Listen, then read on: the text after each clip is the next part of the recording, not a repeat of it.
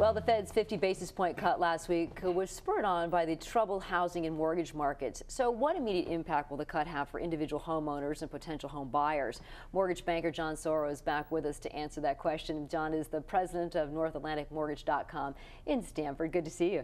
Good to be back, Becky. All right, your reaction to the 50 basis points cuts for the Fed funds rate. What do you think? Good idea, bad idea? I was just as surprised as just about anybody. I kind of figured they'd go for about a quarter.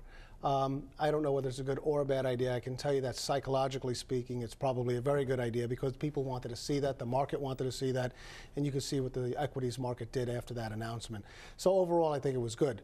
How is it going to impact the everyday consumer as far as, you know, their mortgages and what have you? I don't think you're going to see any impact at all because mortgage rates are not based on the Fed. Mortgage rates are based on mortgage-backed securities like Fannie Mae. So it's the Fannie Mae bonds that we have to look at when it comes to the pricing of mortgages. And if the bonds go up in price, the rate will go down. If the bonds go down in price, the rate will go up. You got to watch the bond market, That's essentially, right. for your Correct. mortgage rate. So let's talk about an individual who has a fixed rate mortgage right now. We're really not going to see much of a change at all, right? Right. They've already seen mortgages, well, anybody who's thinking about buying a fixed rate mortgage has already seen them come down a little bit. They did. Summer, you know, they? they're in the low sixes currently, and the mortgages that you're not going to really see any big effect or big change on for the better is going to be the jumbo fixed rates. They took a really bad hit through this credit crunch, and they haven't really corrected just yet, and that's because managers around the globe have not been buying mortgage-backed securities due to all of the talk and speculation about valuation of these portfolios. So the jumbos, the spread from a jumbo to a conforming is much greater than what it used to be. It's interesting. We were talking about this before this interview. We're looking at conforming loans at about, what, six and a quarter, right around there? Yeah, low sixes, I'd say. Low sixes, but you said the jumbos are all over the place. They are. What should you expect to have to pay for a jumbo fixed rate mortgage now? Well, you know, it's hard to say. I've seen, during the worst of it, I've seen them as high as 9.5%, which is just, you know, incredible. I'd say right now what we're seeing typically is in the mid sevens to low sevens, depending on the investor and depending on the day. And we're hopeful that that's going to start to come down as these portfolio managers start buying mortgage-backed securities again around the world. What about the person that has the adjustable rate mortgage, which those are not really going to change too much, once again tied to bonds? Is now the time for them to convert to a fixed rate mortgage?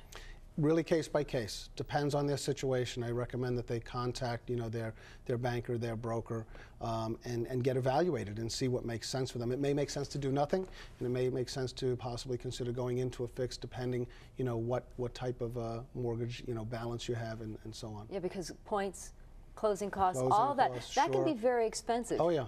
Yeah, I mean, you know, there's no sense in going through it unless it absolutely makes sense. And one thing I'd like to point out that I think a lot of people are going to want to know is that a lot of people say to me, why should I go to a mortgage banker or a mortgage broker and not a bank? And now more than ever, you really need to go to a broker or a banker, because if you went to a bank, let's say you went to American Home Mortgage. There you go, perfect case. And they decided, well, we got to close our doors. We had people that were scrambling at the last minute that needed to get financing for their home purchase and had nowhere to go because American Home closed their door. And of course, we picked up a lot of those loans at NorthAtlanticMortgage.com, and we took care of them. But my point is simply this: if you are at a mortgage company or a mortgage, you know, broker, mortgage banker, you have choices. If the lender that the broker decides to go to do your loan goes out of business or changes their policies about qualifying midstream before you close, the broker usually, or should, a good broker should have a backup lender for you. So this way you do not miss a beat. And that's what we do at NorthAtlanticMortgage.com. Everything doesn't come to a close and all of a sudden the rates and rules and everything have changed. Exactly. All right, what should an individual who's thinking about jumping into the housing market right now, what should they be doing in terms of best preparing themselves to get the best rate they possibly can when it comes to a mortgage? Again, start with a mortgage company, not a bank. If you go to a good mortgage company, they're going to have all of the banks. They're going to have the Bank of Americas, the Citibanks, the Chases, the Countrywides, and what have you. So they're going to be able to do all of the legwork for you and be able to find the best possible terms for you as well. And they'll be able to advise you as well. Check their credentials out, though. I mean, you know, a lot of people that got into this business over the last few years are people that shouldn't be in the business. And that's why we're in the mess we're in right now. Partially, in part. But a lot of them are gone now. Okay, but I've always been a big fan of, you know, check the credentials out of the company you're dealing with. You can call the banking department of Connecticut and see if they have any complaints listed against them. That's always a good start.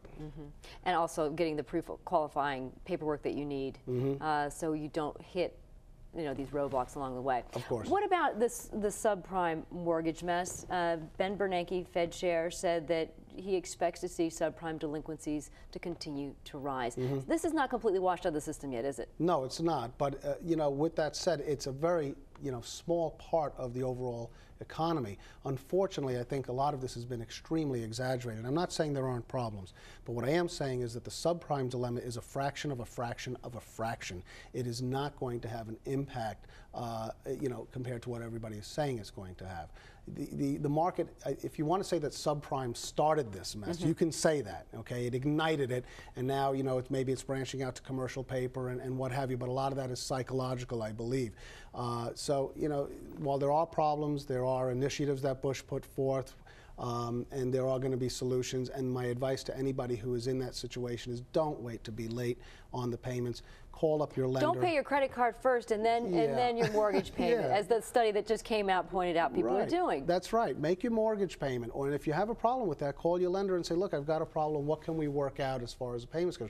Don't wait until you're defaulting on your mortgage. That's a big. And Secretary Paulson, I think, said today in the Senate hearings that their studies are showing that most, I forget what the percentage was, but a big percentage of people were not contacting their bank before they had the problem. They were contacting their bank or not contacting their bank at all, and just being, in default. Take the envelope, put it in the file, and it'll go away. Yeah, make the call, see if you can, get some help. Yeah, and a lender is willing to work with you. Absolutely, nobody wants to foreclose. Okay, John, always good to have you on the program. A pleasure. Thank you, Becky. And coming up, there may be